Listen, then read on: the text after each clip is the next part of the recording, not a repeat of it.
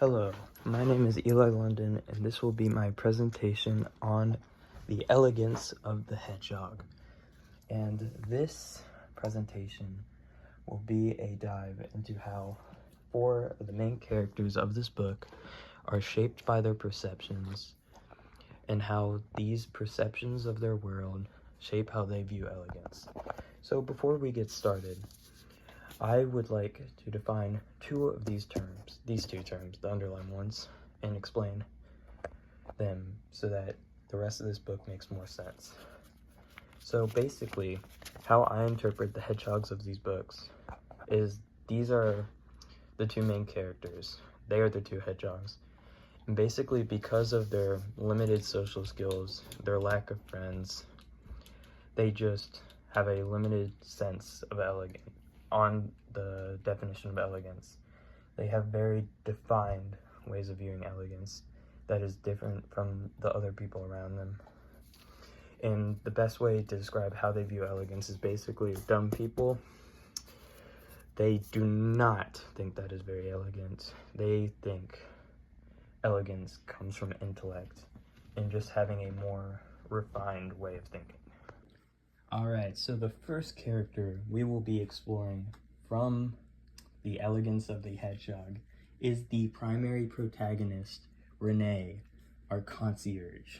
Speaking of concierge, we'll start with perspectives. Renee has a very refined perspective. She spends all interactions scanning everyone for their movements, deciding the best ways to interact, and acting in the mold of a concierge so that she doesn't let people close to her. Now, this goes into the author's methods and tools, as the author purposely leaves her without many of the important relationships she will have in the story.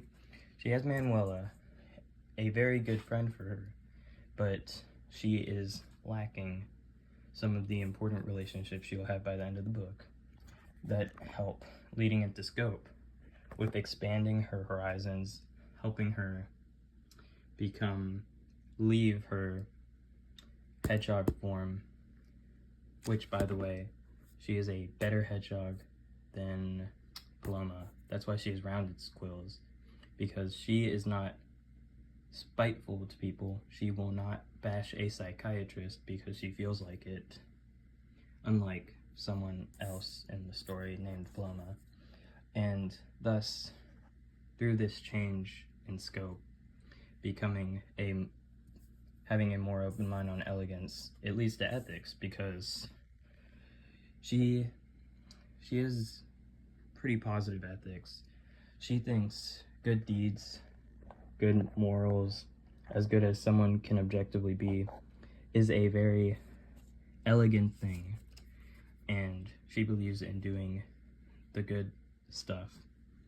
This most notably is seen at the end of the story, when Paloma decides to help out a homeless man, and it does not end well. Spoilers. It's a very sad thing happens, but she expands her horizons, and by the end, she does a very elegant deed. The next character that we will be exploring is the deuteragonist of the elegance of the hedgehog. Interspersed throughout Renee's chapters, we delve into the character of Paloma, who is a smart but bratty teenager who does want to kill herself, but she changes her mind, which, spoiler, shows how she evolves as a character. But yeah, well, first perspectives. Paloma, like Renee, strongly analyzes the people around her, but she contrasts with Renee in how prickly she is.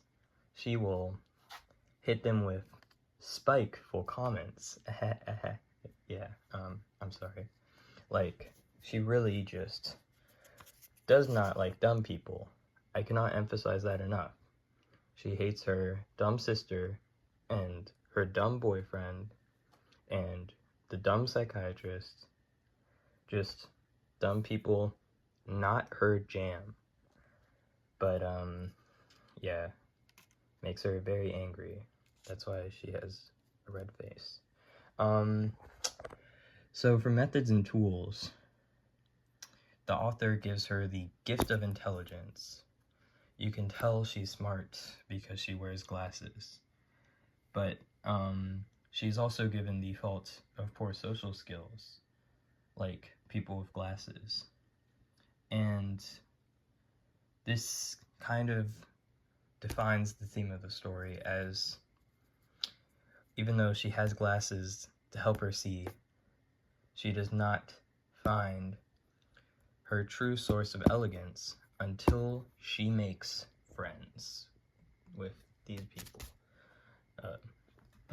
Yeah, so essentially that takes us into scope. And the author constructs Paloma as someone with a very strong concept of elegance, but a not complete form of elegance. It has a lot of room to grow, and it does, and its evolution provides the backstory of the story. Wow. Yeah. So, for ethics, before we're done with her, she sees that she's kind of been being mean to people, like the psychiatrist. She was not very nice to the psychiatrist. She kind of lost her cool. But she, by the end, becomes better, mainly thanks to Cockrow, but also Renee. But yeah, she grows as a person because of them, and it shows how becoming a hedgehog holds you back. Yeah.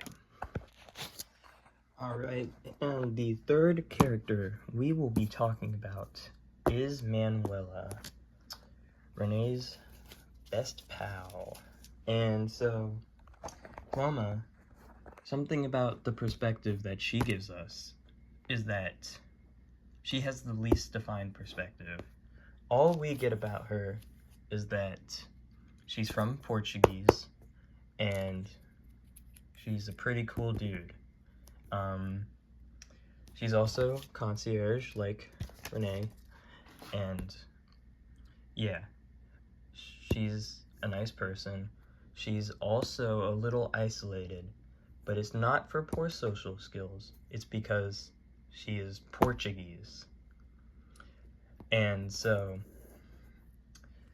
this leads to her having a different perspective from the rest of the characters, because she is a chill dude. And because of this, she is able to be used as more of a tool, because she doesn't grow. She just helps other people grow. And like methods and tools, Manuela is portrayed as a very good friend to Renee throughout the story, which opposes Renee's nature, or Paloma's nature, as a hedgehog, because Paloma doesn't have friends at this point, and Renee only has one good friend at this point. And so, Manuela is able to be one of the guiding reasons in, pulling Renee out of being a hedgehog, making her back into a normal human. Well, at least as normal as someone who writes and talks like Renee can be. And yeah, so scope, Manuela doesn't grow much, but she does help develop the themes by showing how getting out of your hedgehog shell will make you have a better perspective on what elegance is. And also her ethics. Clearly, she's a good person. She pulls her out of being a hedgehog, and yeah, cool dude. Alright, and the fourth and final character we'll be talking about is Kakaro, the Japanese landowner that Paloma and Renee all start digging. And for Kakaro, basically, he is used by the author. So, starting with scope, he's used by the author to basically embody his idea, the author's idea of elegance. Going back to ethics, he's a very good person. He treats his tenants well. If Renee, she likes his ethics. She thinks they are very elegant. Everyone thinks he's elegant. Everyone in the story very much likes this guy because he's elegance as a man. And so, for methods and tools, perspective, I'm very sorry. My brain is going, but he has a very clear definition of elegance himself. He has likely the most defined definition of elegance, but he also never falls into the trap of being a hedgehog, which is important because that is how he is able to help Paloma and Renee develop. And, well, the story is about them developing, so very important. But the author does not tell us everything about this man from the beginning because we never see him feeling anything but happy. I mean, Renee turned him down from a date once, but she went out, so he was happy again. He was beaming, rays shining, that embodiment of elegance. But he shows us, through hiding his sadness, that being elegant does not mean you have to always be in control of the situation. And we can see that with Renee because, like we alluded to earlier, Renee grows ethically in large part because of Kakaro, and thus she decides to take on or help out the homeless dude. But flower truck hits her. It's painful, and suddenly Kakaro's person he was romantically into is dead. And so he shows us, the readers, and Paloma, that it is okay to be sad. It is elegant. They both feel very sad at this.